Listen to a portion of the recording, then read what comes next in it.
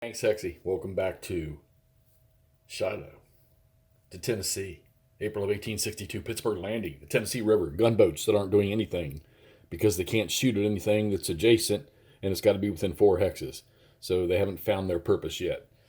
They can't shoot anything adjacent to a friendly unit. That's what it is, right? And when they do shoot, these gunboats, when they do shoot, it's like an automatic hit. You just do a morale check for whatever unit they shot at. So, rules clarification.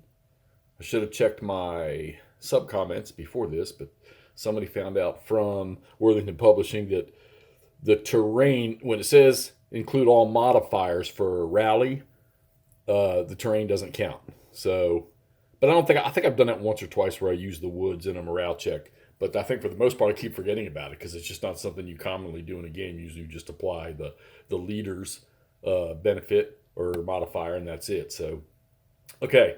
So, first thing I'm going to say, what a refresher, or what a refreshing game this is. Okay, so I remember back in was it 70s or whatever, maybe early, it's playing the blue and gray from SPI. Pretty much I go, you go type of game. Well, this one here is kind of similar. It's I go, you shoot, I shoot, you go, I shoot, you shoot. Okay, with rally at the end of each of these things and command at the beginning of them. All right. The rules are not overbearing. They've added just enough subtle rules to give this thing some good effect, i.e., like the routing, the recovery, straggler recovery, which we're going to be coming up on that here before long soon. So we are through turn 11. Matter of fact, get ready to start to jump to turn 12. I'm going to move that over. That's at 4 o'clock in the afternoon, 1600. 2 more turns, and Don Carlos Buell comes in. 3 more turns. 2 more turns, and we check if the Confederates have taken Pittsburgh Landing, it's game over. Not looking like it's going to happen because the Union, even the killer here in this game is the morale ratings from the Union Army to the Confederate Army. The Confederate Army is, it's got to be 99% either black or gold, and the Union has a bunch of them that are green. And it's they as you can tell now, this was minor. Actually, we just did recovery, but they had about 7 units that were routed. And when you rout, you run away 3 hexes. And if an enemy unit fires on you, and they get, we'll call it a hit, where they get either a casualty result or a morale check, you don't even roll. You just rout again if you're already routed. So, but all in all, they've been able to hang on. Now, the Hurlbut's division with one of the Army artillery batteries over here have been dealing with Breckinridge. They keep chasing Breckinridge back, and Breckinridge has 1 unit that's a gold rating right there. But they've been able to keep them at bay over there, so that's good because that's closest to the landing. MacArthur, his division, or William H. Wallace's division, they get hit, they come up, they get hit, they come up, they get hit, they come up, and they're holding this middle ground here. McClernand, pretty much the same thing, only he's got some green units that get chased off and then they come back. Now, old William Tecumseh, his division, the 5th, they have had their asses handed to them because Hardee's over here, his corps, whatever you want to call it, with Cleburne and Shaver, who else they got in here? Wood. I don't think they've suffered a casualty. Yeah, they have. They've suffered 1 casualty. That's 100 men over here in their attacks. And they're driving Sherman off the field. Sherman doesn't, believe me, he does not have much left over here. And you figure the Confederates got 2 turns.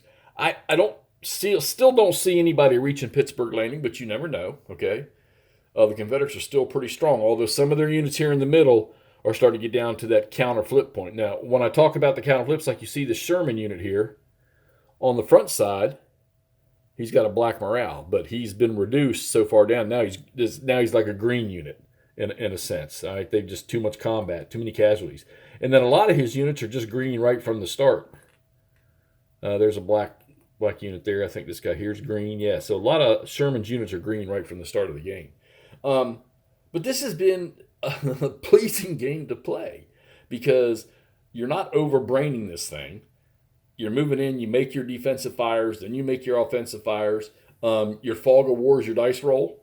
The combat chart is really, really simple. Most of the time, because you're in the woods, you're getting a -2 off your dice roll modifier. When I first started to play the first turn, I got ready to roll my first combat. I thought it was 2 column shifts.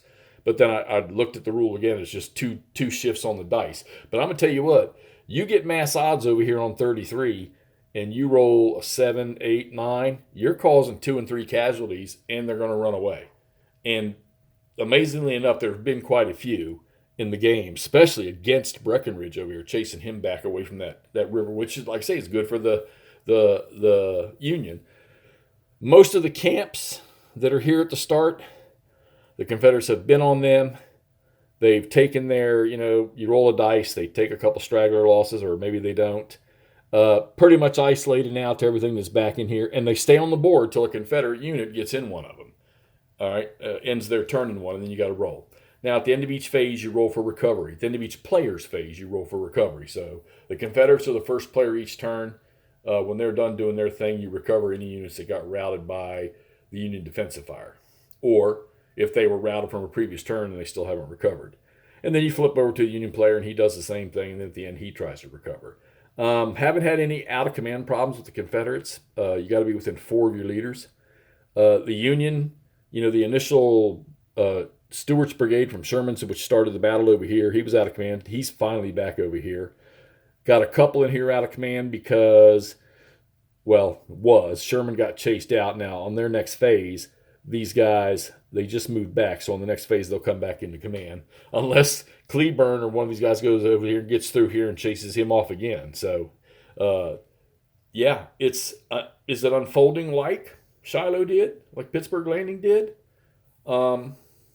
I guess it has, actually, because Confederates it's just been a nonstop push. Here's the old peach orchard. So the Bloody Lane, I believe, the Hornet's Nest would have been right in here. And it's not Prentiss, but MacArthur and Tuttle are in that area holding their ground. Like I say, they keep going back, coming up. Now, when you're attacking, if you fire, there's no getting into a hex and melee. It's just all fire combat, so to speak. We'll call it fire combat. They've got it all mixed in. If you're an attacker and you drive a unit out, you have to advance into their hex. And if it's a camp, you have to advance into the camp so that the rebel soldiers can try to loot and you can lose strength points. I would say throughout the game, probably 9 or 10 strength points have been lost to the Confederates by looting. All right, so trying to avoid those hexes is, you can do it, but if you attack a unit that's in one, so think of it kind of like a little miniature fort for the Union. If you chase them out of there, you got to go in there, and then you might lose a couple strength points just them scouring through all the Union tents and their little campfires and grabbing ammunition and weapons or food or clothing or whatever they might find. All right, so we are starting the 1600 turn on the 12th. Right now, the Confederates are consistently pushing the right side of the Union line back over here. And it looks like the left side has found some stability there, but we'll see. Like I say, dice rolls can change that. The gunboats have not really come into play yet. But like I say, 2 more turns, and 3 more turns, and Don Carlos is going to start arriving right here. Plus, you've got Wallace, Lew Wallace, who I haven't looked. I think he arrives down up that road somewhere, but we're going to find out here shortly. All right, so Worthington Publishing, Shiloh, April 6th to 7th, 1862. This is the second edition of this, and we are not quite halfway through, but we're almost to the end of the first day. All right, let's get this posted. Talk to y'all soon.